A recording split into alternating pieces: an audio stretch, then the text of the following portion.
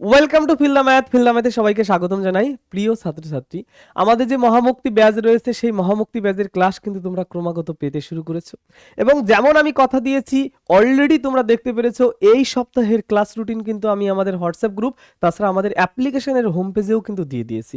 অনেক স্টুডেন্টের মনে প্রশ্ন আছে যে স্যার আমাদের কোন দিন কোন ক্লাস হবে। অ্যাপ্লিকেশনের মধ্যে দেখবে আমি একদম তারিখ উল্লেখ করে আমি বলে দিয়েছি এই দিন এই ক্লাস হবে। আগামী শুক্রবার পর্যন্ত কিন্তু আমি টোটাল ক্লাস রুটিনটা দিয়ে দিয়েছি, সেই রুটিন অনুযায়ী কিন্তু তোমরা ক্লাসটা পাবে। ওকে, দেখো আজকে আমি তোমাদের যে ক্লাসটা আলোচনা করব সেটা কি, আমাদের রয়েছে সরলরেখা 3Dর তৃতীয় নম্বর অধ্যায়। এই তৃতীয় নম্বর অধ্যায়ের মধ্যে কি রয়েছে, দুটি সরলরেখা একে অপরকে ছেদ করেছে কিনা সেই বিষয়ে সমস্ত কিছু আমি আলোচনা করব, এবং সেই চ্যাপ্টারের প্রত্যেকটা অঙ্কও কিন্তু আমি আলোচনা করে দেবো। অঙ্কগুলো কি করে করতে হয় টোটাল জিনিসটাই কিন্তু আমি তোমাদের আজকে শিখিয়ে দেবো। দেরি করবো না, সবাই খাতা পেন এবং জলের বোতল নিয়ে বসে যাও, ক্লাস ধামাকাদার হতে চলেছে। চলো শুরু করি আজকের ক্লাস। দেখো প্রথমেই আমরা একটা কথা শিখে নেব, কি আমাদের সব সমস্যার প্রতিকারই হচ্ছে ধৈর্য। ধৈর্য যদি তোমার মধ্যে না থাকে তাহলে কিন্তু তুমি সমস্যা থেকে কখনোই বেরোতে পারবে না, বরঞ্চ আরো বেশি সমস্যার মধ্যে পড়ে যাবে। সুতরাং নিজের ধৈর্য কিন্তু নিজেকে বজায় রাখতে হবে। ওকে, দেখো এই যে টপিকসটা রয়েছে এই টপিকসের মধ্যে মূলত আমি কি আলোচনা করব, এই 3 নম্বর অধ্যায়ে রয়েছে এই একটা সরলরেখা, এবং যদি আরেকটা সরলরেখা এই রকম থাকে তাহলে এই দুটো সরলরেখা যদি একে অপরকে ছেদ করে তাহলে ছেদ করবে কোন জায়গায়, এই জায়গাটাই ছেদ করবে, ওই ছেদবিন্দুটার স্থানাঙ্কটা কত। চ্যাপ্টারের মূল বস্তুই হলো এটা, যে দুটো সরলরেখা যদি একে অপরকে ছেদ করে তাহলে ওই ছেদবিন্দুটার স্থানাঙ্ক কত হবে।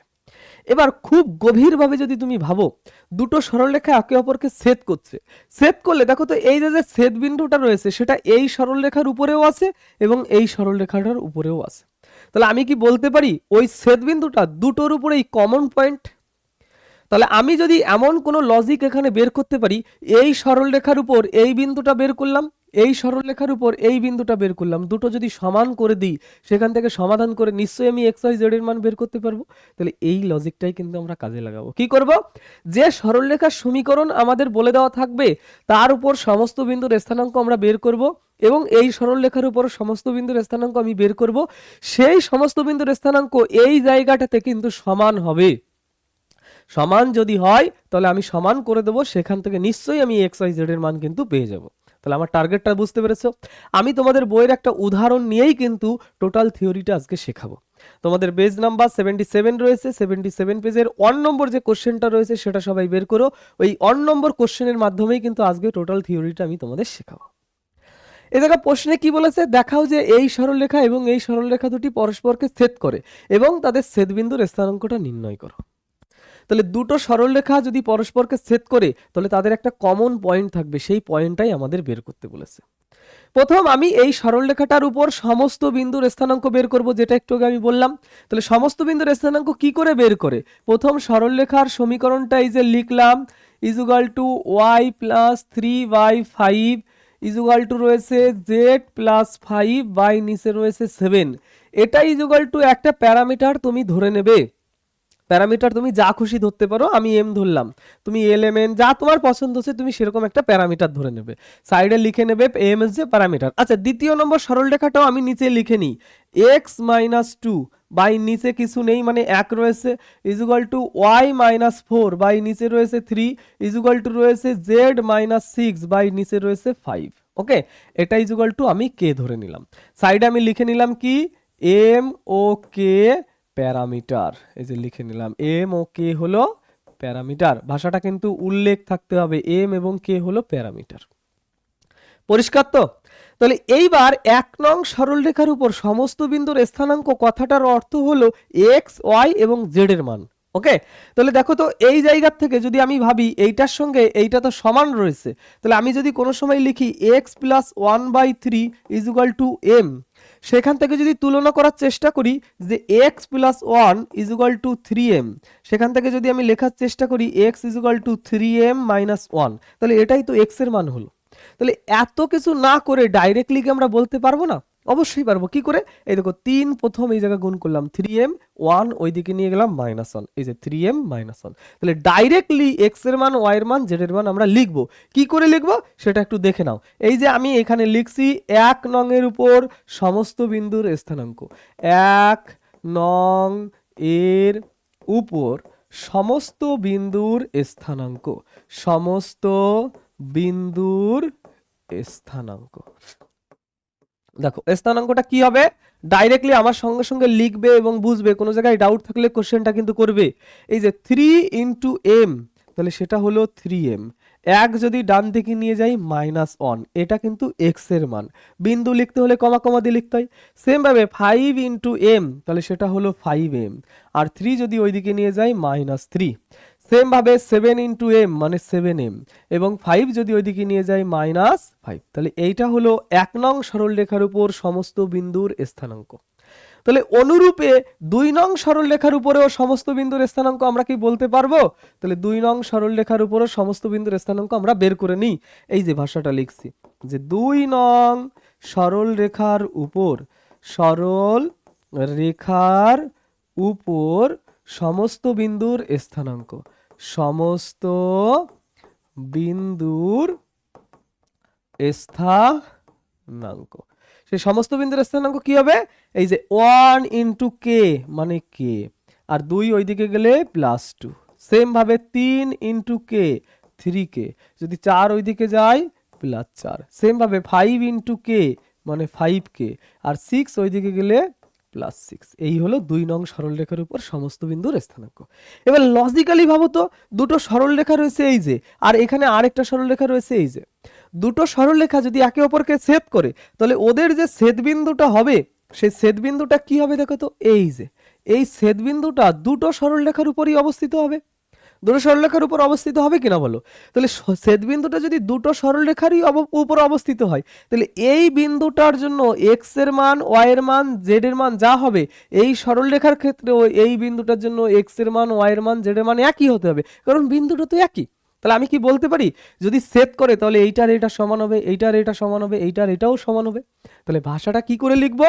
ভাষাটা লিখবো ছেদ বিন্দুর জন্য, এই যে ভাষাটা লিখছি যে ছেদ বিন্দুর জন্য, একদম অবিকল আমি যেমন ভাষাটা লিখছি তেমন করেই কিন্তু পরীক্ষার খাতায় তোমরা ভাষাটা লিখবে। ছেদ বিন্দুর জন্য লিখছি 3m - 1 = k + 2। তাহলে সেই ভাষাটাই এই যে লিখছি যে 3m - 1 = k + 2 লিখলাম। এটা কাকে সমান করেছি? x কে সমান করেছি। তাহলে অনুরূপে y কেও আমি সমান করব। তাহলে 5m - 3 = 3k + 4। তাহলে 5m - 3 3k + 4। ওকে, এই যে লিখলাম 5m - 3 = 3k + 4। তাহলে অনুরূপে যদি এখন আমরা z এর মানও সমান করি, 7m - 5 = 5k + 6। তাহলে এই যে লিখলাম 7m কত ছিল? 7m - 5, 7m - 5 = 5k + 6। ছেদবিন্দু যদি হয় তাহলে x y z এর মান সবকিছু সমান হবে, এটারও যা যা হবে ওটারও তাই তাই হবে। এবার দেখো এই জায়গা থেকে যে কোনো আমার পছন্দ মতো, আমার যেটা পছন্দ হচ্ছে, যে কোনো আমার পছন্দ মতো যে সমীকরণকে যদি আমরা সমাধান করি, অপনয়ন, বজ্রগুণন, তুলনামূলক, যা তোমার পছন্দ হচ্ছে, m এবং k এর মান তুমি পেয়ে যাবে। আচ্ছা, এই m এবং k এর মান যদি তুমি পাও তাহলে তোমার সুবিধাটা কি হবে? এই যে m এবং k এর মান যদি আমরা পেয়ে যাই, এইটাই তো সেই ছেদবিন্দু। এই যে বলেছিলাম না, ছেদবিন্দু যদি হয় তাহলে এইটা আমাদের সমান হবে। তাহলে ছেদবিন্দু যদি হয়, m এর মান এখানে অথবা k এর মান যদি এখানে বসিয়ে দিই, তাহলেই তো ওই ছেদবিন্দুটা পাওয়া যাবে। ক্লিয়ার? তাহলে মূল টার্গেট হলো ওই m এবং k এর মান বের করা। তাহলে এই যে আমাদের সমীকরণগুলো বের হয়েছে, এই সমীকরণ থেকে আমার পছন্দ মতো যে কোনো দুটো সমীকরণ আমি সমাধান করার চেষ্টা করব। তাহলে আমি প্রথম এবং দ্বিতীয়টা নিই। তাহলে এইটাকে আমি নাম দিচ্ছি 3 নম্বর সমীকরণ। 3 নম্বর সমীকরণ নাম দিলাম এটা, আর এটা 4 নম্বর সমীকরণ দিলাম, আর এটা 5 নম্বর রেখে দিলাম, ওটা পরে কাজে লাগবে আমাদের। তাহলে 3 নম্বরকে রিরাইট করলে লেখা যায় 3m - k, আর 2 এইদিকে আসলে -3 = 0। তাহলে এটা লিখলাম কোন জায়গা থেকে? নাকি ফ্রম 3 and 4, 3 and 4। ওকে, এবং এটাকে রিরাইট করলে কত লেখা যাবে? 5m - 3k, আর এখানে রয়েছে কত? -3, এটা এইদিকে আসলে -7 = 0। পরিষ্কার? এবার এই দুটো আমি করব বজ্রগুণনের মাধ্যমে সমাধান, কারণ বজ্রগুণনের মাধ্যমে সব থেকে কম সময়ে হয়ে যায় এবং ওটা সব থেকে সহজ আমার কাছে মনে হয়। আমিও তোমাদের শিখিয়ে দিই বজ্রগুণন কি করে করতে হয়। তোমরা প্রথম লিখবে কি, m by = k by = 1 by। যখন এম এর মান বের করবে এম কে মনে মনে ঢেকে রাখো, কে থেকে স্টার্ট করো, সবসময় তোমার হাতের ডান দিকে উপর থেকে শুরু করবে আর সংখ্যা নেবে। তাহলে এম ঢেকে রাখলে উপরে রয়েছে -1 -7, গুণ করলে শুধুমাত্র 7, একটা মাইনাস বসিয়ে দেবে। আবার এই কোনাকুনি গুণ করবে, তাহলে -3 গুণ করলে 9 হয়ে যায়। যখন কে কে নেব তখন ডান দিক উপরে রয়েছে -3, তার সঙ্গে কোনায় রয়েছে 5, তাহলে -15, একটা মাইনাস বসিয়ে দিলাম, এই কোনাকুনি গুণ করলে -21, তাহলে এটা হয়ে যায় +21। তাহলে অনুরূপে যখন সংখ্যা নেব, সংখ্যার ডান দিকে আর কোনো সংখ্যা নেই, তাহলে প্রথম থেকে শুরু হবে। এই যে এই বরাবর গুণ করলে -9, আবার একটা মাইনাস বসাতে হয়, এই বরাবর গুণ করলে সেটা হয় -5, তাহলে +5 হয়ে গেল। বোঝা গেল কথাটা কি?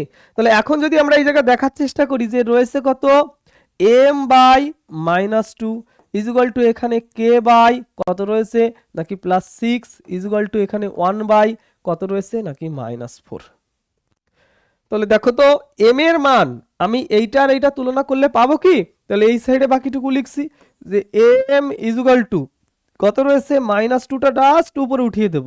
-2টা যদি আমরা শুধুমাত্র উপরে উঠিয়ে দিই তাহলেই তো হয়ে যাবে, হবে না? দেখো এই যে -2টা আমরা উপরে উঠিয়ে দেবো। ওকে, তাহলে দেখো এই জায়গায় লিখছি m/-2 ইজুয়াল টু 1/-4, 1/-4 লিখলে পরে এখান থেকে m ইজুয়াল টু 1/2। ওকে, এই সমস্ত জিনিস কিন্তু তোমরা নিচ দিয়ে লিখবে। সেম ভাবে এইটার এটা যদি সমাধান করি আমরা, k/6 ইজুয়াল টু রয়েছে -1/4, তাহলে k ইজুয়াল টু 6/-4, তাহলে k ইজুয়াল টু কত পেলাম আমরা যে 3/-2। m এবং k এর মান পেয়ে গেলাম।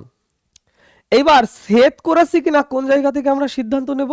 এই যে নম্বর সমীকরণ তুমি ব্যবহার করনি, তুমি তো 3 আর 4 সমাধান করেছিলে তাই না, যেটা তুমি ব্যবহার করনি ওই জায়গায় LHS এ m এর মান বসাবে আর HSS এ k এর মান বসাবে। যদি দুটো স্যাটিসফাইড হয় তবেই তুমি বলতে পারো ওটা সেট করেছে। কেন?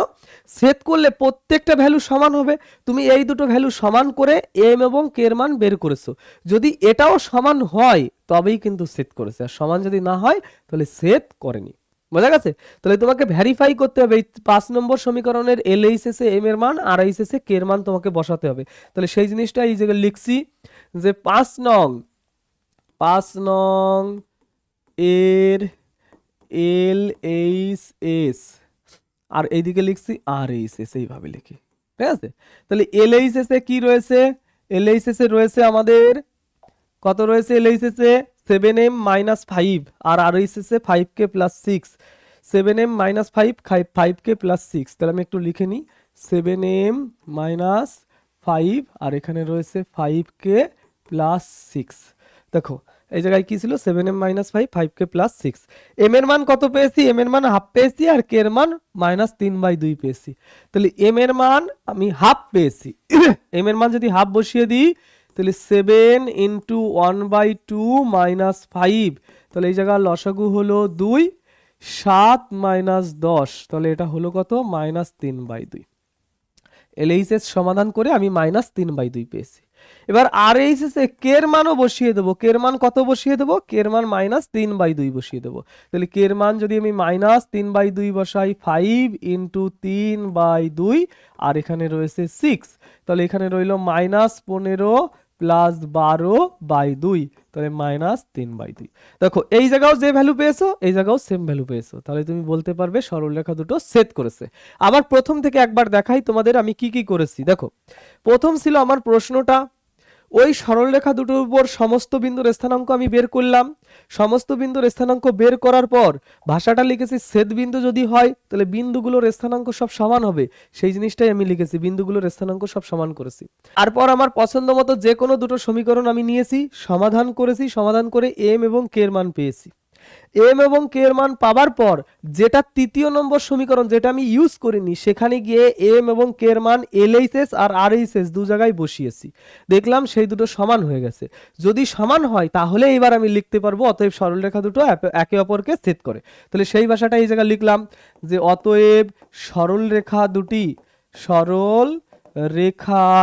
দুটি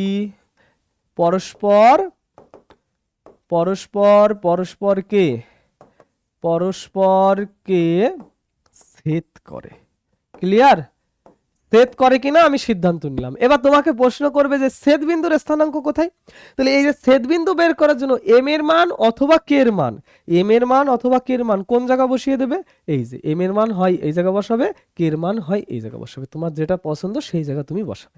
তাহলে আমি এম এর মান যদি বসাই এই জায়গায়, এম এর মান হাফ পেয়েছিলাম, 3m - 1 5m - 3 7m - ই রয়েছে তাই তো, 3m - 1 এই জায়গাও তো রয়েছে 3m - 1 5m - 3। তাহলে আমি লিখে নিই এই যে কোন জায়গা রয়েছে আমাদের, এই যে আমি লিখে নিই এই জায়গায় যে ছেদ বিন্দুর স্থানাঙ্ক, ছেদ বিন্দুর স্থানাঙ্ক, স্থানাঙ্ক ছেদ বিন্দুর স্থানাঙ্ক কি, যে আমাদের বিন্দুগুলো রয়েছে 3m - 1। ওকে, তাহলে দেখো এবার ছেদ বিন্দু বের করতে হলে এই জায়গায় আমি শুধুমাত্র এম এর মান বসিয়ে দেব। তাহলে এম এর মান আমরা পেয়েছি হাফ, তাহলে 3 × হাফ - 1, 5 × হাফ - 3, 7 × হাফ - 5। তাহলে এই জায়গায় আমি লসাগু করে 2 পেলাম 3 - 2, এই জায়গা লসাগু করে 2 পেলাম 5 - 6, এই জায়গা লসাগু করে 2 পেলাম 7 - 10। তাহলে সেটাকে সুন্দর করে ফার্স্ট ব্র্যাকেটে আটকে নিও। এবার এটাকে সমাধান যদি করি তাহলে 1/2, -1/2, -3/2, এটাই কিন্তু আমাদের ছেদবিন্দুর স্থানাঙ্ক। ওকে, তাহলে অঙ্কটা টোটাল কি কি করলাম আরেকবার আমি তোমাদের দেখাবো, তারপর নেক্সট যে অঙ্কটা আছে সেটাও কিন্তু করার চেষ্টা করব। দেখো এই অঙ্কে ছেদবিন্দু যদি বের করতে হয়, প্রথম তোমাকে সমস্ত বিন্দুর স্থানাঙ্ক বের করতে হবে, সমস্ত বিন্দুর স্থানাঙ্কগুলো সমান করতে হবে, সমান করার পর যে কোনো দুটো ধরে সমাধান করতে হবে, সমাধান করে এম এবং কে এর মান বের করতে হবে, সেই এম এবং কে এর মান তৃতীয় নম্বর সমীকরণে বসাতে হবে। যদি স্যাটিসফাইড হয় তবে ওরা ছেদ করেছে।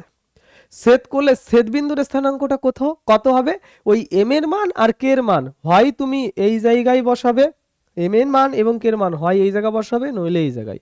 তো আমি এম এর মান বসিয়েছি, সেই এম এর মানটা কোথায় বসিয়েছি, এই যে এম এর মানের জন্য বিন্দুটা বসালাম, এম এর মানটা বসিয়ে দিলাম, যেটা পেলাম ওটাই কিন্তু আমাদের ছেদবিন্দুর স্থানাঙ্ক। পরিষ্কার সবার কাছে? তাহলে এটাই ছিল আমাদের 77 নম্বর পেজের 1 নম্বর কোশ্চেন যেটা সেটা। ওকে, তাহলে এগিয়ে যাব, এর পরবর্তী কি প্রশ্ন তোমাদের জন্য রয়েছে। এই যে থিওরি নিয়ে আমি আলোচনা করলাম, টোটাল জিনিসটা কিন্তু বুঝতে হবে, না হলে কিন্তু একদম বিপদ ঘটে যাবে। 2 নম্বর যে অঙ্কটা রয়েছে সেটা আরেকবার আমি বোঝানোর চেষ্টা করছি, দেখবে কিন্তু মন দিয়ে। দেখো 2 নম্বর অঙ্কটা কি রয়েছে, দেখো কোশ্চেন নম্বর 2 এ কি বলেছে, এত এবং এত সরলরেখা দুটি পরস্পর ছেদই নয় সেটা তোমাকে প্রমাণ করতে বলেছে। পরস্পর পরস্পরকে যদি ছেদ না করে তাহলে আমরা যে ওই যে এম এবং কে এর মান বের করেছিলাম সেটা যখন বসিয়েছিলাম ওই দুটো ভ্যালু সমান হবে না। ওকে, তাহলে প্রথম এই দুটো সরলরেখার উপর সমস্ত বিন্দুর স্থানাঙ্ক আমরা বের করি। তাহলে এই জায়গা ভাষাটা লিখছি x - 1/3 = y + 1/2 = z - 1/5 m ধরে নিলাম, যেখানে m একটা প্যারামিটার কিন্তু। ওকে, এটাকে 1 নম্বর নাম দিলাম, 1 নম্বর সরলরেখা। সেম ভাবে এই জায়গা লিখছি x + 2/4 এবং এখানে রয়েছে y - 1/3 এবং এখানে রয়েছে z + 1/-2, এটা = k ধরে নিলাম আমরা। তাহলে এবার ভাষাটা কি লিখবো, 1 নং ও 2 নং এর উপর সমস্ত বিন্দুর স্থানাঙ্ক একবারে লিখে দিচ্ছি যে 1 নং ও 2 নং এর উপর সমস্ত বিন্দুর স্থানাঙ্ক, সমস্ত বিন্দুর স্থানাঙ্ক। এই সমস্ত বিন্দুর স্থানাঙ্ক কত হবে, সমস্ত বিন্দুর স্থানাঙ্ক? এই প্রথমটা হবে হচ্ছে 3m + 1, 2m - 1, 5m + 1। এটা হলো প্রথম সরলরেখার। দ্বিতীয় সরলরেখাটার কত হবে, দ্বিতীয় সরলরেখাটার হবে কত, 4k, 4k এর পর -2। সেম ভাবে হবে 3k, 3k + 1। সেম ভাবে কত হবে, -2k - 1। এই হলো সমস্ত বিন্দুর স্থানাঙ্ক। যদি একে অপরকে ছেদ করে তাহলে এই বিন্দু = এটা, এই বিন্দু = এটা, এই বিন্দু = এটা। তাই তো? তাহলে সেই ভাষাটাই এই জায়গায় লিখবো ছেদ বিন্দুর জন্য। আচ্ছা নেক্সট পেজে লিখবো না, এখানেই লিখি ছেদ বিন্দুর জন্য। ছেদ বিন্দুর জন্য কি হবে, 3m প্লাস 1 এটা is equal two 4k minus 2, 2m minus 1 এটা ইজ ইকুয়াল টু কত হবে 3k প্লাস 1, এবং 5m প্লাস 1 এটা ইজ ইকুয়াল টু কত হবে মাইনাস 2k মাইনাস 1। যদি একে অপরকে ছেদ করে তাহলে আমরা বলতে পারি ওদের এক্স ওয়াই জেড এর স্থানাঙ্ক সব সমান হয়ে যাবে। এরপরে কি করেছিলাম, যে কোনো দুটো সমীকরণ ধরে আমরা সমাধান করেছিলাম। তাহলে এখান থেকে যে কোনো দুটো সমীকরণ ধরে আমরা সমাধান করব, যেটা তোমার পছন্দ। আমি 1 আর 2 নিয়েই সাধারণত কাজ করতে ভালোবাসি, তো প্রথম দুটো নিয়ে আমি কাজ করছি। ওকে, তাহলে প্রথম দুটো আমি নেক্সট পেজে আবার লিখছি, দেখো। তাহলে এই জায়গায় লিখছি যে ওটার নামকরণ তো দিতে হবে আমাকে, একটা না নামকরণ দিতে হবে। এটাকে আমি নাম দিলাম 3 নম্বর, কারণ উপরে অলরেডি আমরা 1 আর 2 ধরে নিয়েছি, সেই জন্য এটা 3, এটা 4, এটাকে 5 নাম দিলাম আমি। তাহলে দেখো 3m প্লাস 1 আর এখানে রয়েছে 4k মাইনাস 2, এটাকে সুন্দর করে যদি সাজিয়ে দিই আমরা কি পাবো 3m মাইনাস 4k। তাহলে সেটাই যে লিখছি যে 3m মাইনাস 4k, আর এই জায়গা রয়েছে আমাদের কত, এই জায়গা আমাদের রয়েছে কত, এই 2 যদি এইদিকে নিয়ে আসি প্লাস 3 হয়ে যাবে কিন্তু, তাহলে সেটাই এই জায়গা লিখছি প্লাস 3 ইজ ইকুয়াল টু 0। আর দ্বিতীয় নম্বরটা দিয়ে আমরা লিখছি এই যে 2m, এটা যদি ওইদিকে নিয়ে যাই 2m মাইনাস 3k, এক ওইদিকে নিয়ে গেলে কিন্তু মাইনাস 2, তাহলে 2m মাইনাস 3k মাইনাস 2, এই যে লিখলাম এই যে 2m minus 3k minus 2 is equal two 0। এ দুটো সমাধান করি। তাহলে সমাধান করার জন্য বজ্র গুণন লিখবো আমরা m k, আর এখানে রইল 1, তাহলে এই কোনাকুনি গুণ করলে সেটা কত হয় 8, একটা মাইনাস বসাতে হয়, এটা হলো -9, তাহলে +9 হয়ে গেল। কে এর জন্য আমি বলতে পারি এই কোনাকুনি গুণ করলে 6, একটা মাইনাস বসাতে হয়, এই কোনাকুনি গুণ করলে +6 হয়ে যায়। আবার এই কোনাকুনি গুণ করলে -9, একটা মাইনাস বসাতে হয়, এই কোনাকুনি গুণ করলে +8 হয়ে যায়। তাহলে আমি বলতে পারি m বাই এখানে রয়েছে 17, k বাই এখানে রয়েছে 12, আর এখানে 1 বাই -1। প্রথমটা শেষেরটা যদি আমি তুলনা করি তাহলে m by 17 is equal to -1, m is equal to -17, এবং k by 12 is equal to -1, k is equal to -12। পরিষ্কার?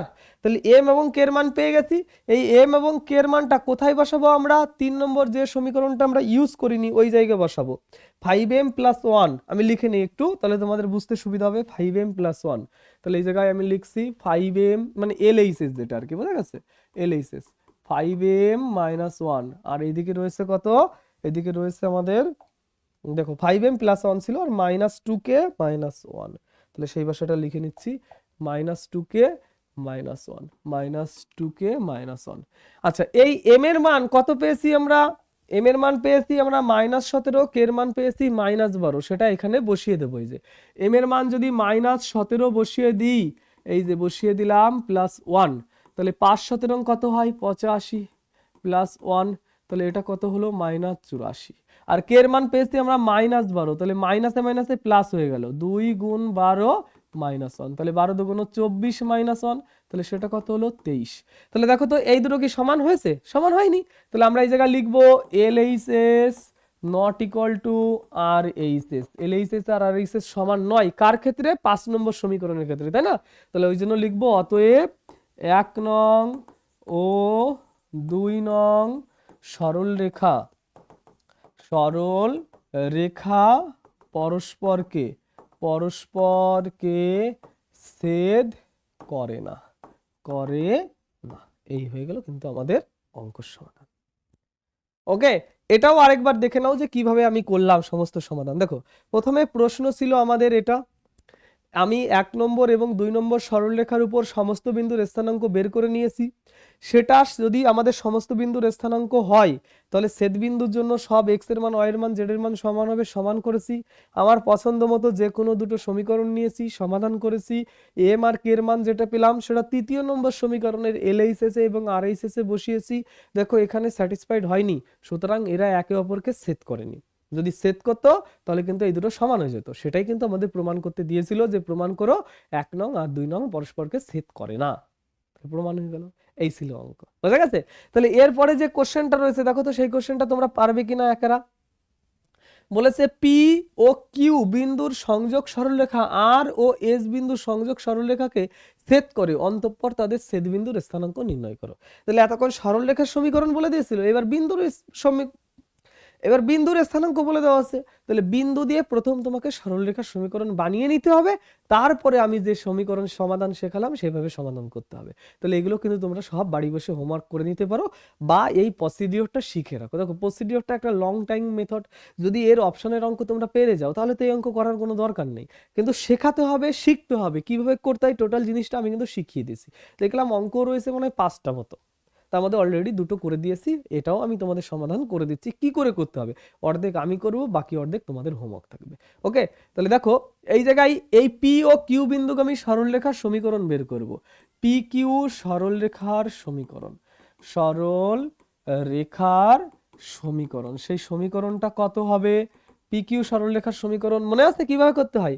X minus x one, x one মানে হচ্ছে 3 by x2 minus x1 minus 4 minus 3, y minus y1, y1 মানে হচ্ছে 9 by y2 minus y1 4 minus 9, z minus z1, z1 মানে এখানে রয়েছে 4 by z2 minus z1 মানে 4 minus 4। ওকে, তাহলে আমি এটাকে একটু সুষ্ঠু আকার দিলে x মাইনাস 3 বাই মাইনাস 7 রইল, আর y মাইনাস 9 বাই এখানে মাইনাস 5 রইল, আর z মাইনাস 4 বাই এখানে 0 রইল। তাহলে পি কিউ সরলরেখার সমীকরণ কিন্তু আমরা পেয়ে গেছি।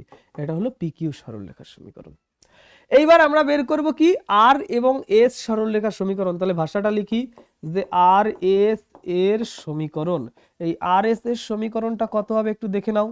দেখো সেটা কিভাবে লিখবো, x minus x one, x minus x one রয়েছে 0 by x two minus x one 4 minus 0 equal two y minus y one, y one রয়েছে মাইনাস ওয়ান তাহলে প্লাস ওয়ান হয়ে গেল, y two minus y one তাহলে 5 plus one equal two z minus z one, z one কত রয়েছে minus one তাহলে plus one হয়ে গেল, আর z two minus z one মানে 1 প্লাস 1। তাহলে এটাকে একটু সুষ্ঠু আকার দিলে কি হয়, x minus 0 by 4 is equal to y plus 1 by 6 is equal to z plus 1 by নিচে রইল 2। তাহলে এই যে আমি পি কিউ সরলরেখার সমীকরণ বের করে দিয়েছি এবং আর এস সরলরেখার সমীকরণ বের করে দিয়েছি। এরপর যেমন করে আমি প্রসিডিওরটা করলাম সেম ভাবে তোমাদের করতে হবে। ওকে, তাহলে বাকিটুকু কিন্তু আমি হোমওয়ার্ক দিয়ে দিচ্ছি, হোমওয়ার্ক একদম মন দিয়ে হোমওয়ার্ক গুলো করবে। তারপরেও যদি কোনো জায়গায় অসুবিধা হয়, আমার তো একদম টোটাল সমস্ত কিছু তোমাদের কাছে দিয়ে দিয়েছি, মেসেজ করার অপশন আছে, জিজ্ঞাসা করার অপশন আছে, জিজ্ঞাসা করে নেবে। ওকে, তাহলে এগিয়ে যাই পরবর্তী অঙ্কে কি রয়েছে দেখো। পরবর্তী অঙ্ক এখানে দিয়েছে যেটা, সেটা হলো বলেছে এই সরলরেখা দুটি পরস্পরকে ছেদ করে কিনা, এবং যদি ছেদ করে তাহলে ছেদবিন্দুর স্থানাঙ্ক কত হবে। এটা আমাদের ভেক্টর ফর্মে দিয়ে দেওয়া আছে। এখান থেকে দরকার হলে তোমরা কার্তেশীয় ফর্ম লিখে নিতে পারবে। যদি না লিখতে পারো তাহলে এতদিন কি শেখালাম তোমাদের, মন দিয়ে ক্লাস কি করছো না? এতদিন ধরে তো শেখানো হয়েছে ভেক্টর থেকে এক লাইনেই কার্তেশীয় করা যায়। তাহলে সেম ভাবে একদম যা যা রয়েছে হুবহু একই প্যাটার্ন, দেখো আলাদা কোনো অঙ্ক নেই, আলাদা যে অঙ্ক আছে সেটাই আমি করে দেবো। একদম পরস্পরকে ছেদ করেছে কিনা বলো, এবং এই জায়গাও বলেছে পরস্পরকে ছেদ করে কিনা বলো, একই অঙ্ক। এবং তারপরেও দেখো এই জায়গা বলেছে পরস্পরকে ছেদ করে কিনা বলো, তারপরেও দেখো এখানে আর কিছু নেই। তাহলে একদম যে প্রত্যেকটা অঙ্ক রয়েছে একই প্রসিডিওরে করতে হবে। তো একই জিনিস বারবার করে আমার একদম কি বলবো তোমাদের, আর যে সময়টা নষ্ট করার কিছু না। তোমাদের তো প্রসিডিওর টোটালটা শিখিয়ে দেওয়া হলো, এবার বাদ বাকি প্রত্যেকটা অঙ্ক নিজেরা কিন্তু হোমওয়ার্ক করবে। তাহলে এই যে ক্লাসটার বাদ বাকি অঙ্কগুলো রইলো, ওই অঙ্কগুলো কিন্তু হোমওয়ার্ক থাকতে দেখবে কিছু অঙ্ক বেদে অবশ্যই যাবে, সেটা আমাকে জিজ্ঞাসা করবে, সলিউশন আমি অবশ্যই করিয়ে দেবো। কিন্তু প্রথমে নিজেকে করা শিখতে হবে। নিজে যদি অঙ্ক না করো তাহলে কিন্তু কোনো মতেই শিখতে পারবে না। টিচার তোমাকে যতই শেখাক না কেন তোমাকে নিজে প্র্যাকটিস করতেই হবে। সেই জন্যই আমি বারবার বলছি আগে নিজে প্র্যাকটিস করো। ওকে, তাহলে আজকের ক্লাসটা এখানেই আমি সমাপ্ত করছি। দেখা হবে আমাদের আগামী ক্লাসে। যেমন আমি শিডিউল দিয়েছি সেই শিডিউল অনুযায়ী তোমরা কিন্তু ক্লাস পাবে। ততক্ষণ পর্যন্ত সবাই ঘরে থাকবে, সুস্থ থাকবে, পড়াশোনা করতে থাকবে। যদি কোনো সমস্যা হয় আমাকে সেটা অবশ্যই জানাবে।